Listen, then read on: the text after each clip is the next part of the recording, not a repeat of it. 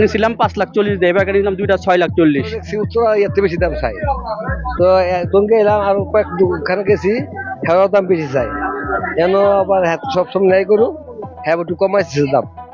তো কইতে কইতে আমি 5 লাখ কইছি, পরে 5.5 লাখ টাকা কইছি। ওরা দাম কত বলেছিল? ওরা দাম বলছে 7.5 লাখ, 7 লাখ, পর 6.5 লাখের মধ্যে কারবার চাইছে, লাস্ট 6.5 লাখ। সর্বশেষে কত টাকা দিল? সর্বরাগ 40,000 টাকা দিছি। 6,40,000।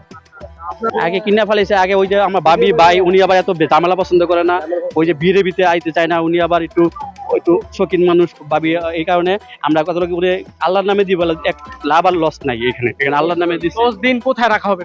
এর 2 দিন থাকবে, আমরা 2 দিন পর নিয়ে যাবো। আমাকে এখানে জায়গা আছে টঙ্গিতে, আমাদের বাড়ি আছে এখানে, রাখা জায়গা আছে, আমাদের কোনো সমস্যা নেই। যেহেতু তোমরা 7-8 দিন গরুটা লালন পালন করে তারপর কুরবানি দিবে, জি খাবার কে খাওয়াবে?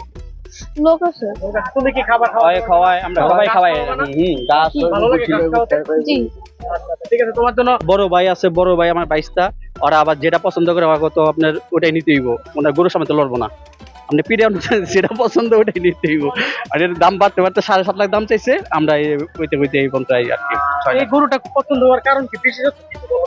চোস কালার নাভি এটাই। আব্দুল্লাহ আব্দুল্লাহ, জি। গরু হাটে কার সাথে আসছো? বাবা মা এই দুইটা কত নিয়েছে? 6,40,000। কার পছন্দের গরু কিনেছে? আমার আর বাবার। আর বাবা, তুমি কি এসে সাথে সাথে এই গরুটা পছন্দ করেছো? জি আচ্ছা, তুমি কোন ক্লাসে পড়ো?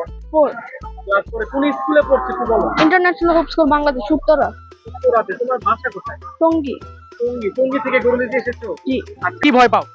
তেলাপোকা তেলাপোকা ভয় পায়। তেলাপোকা ভয় পাও? সবাই দোয়া করেন, কোরবানি কবুল আল্লাহ কবুল করে। আলহামদুলিল্লাহ।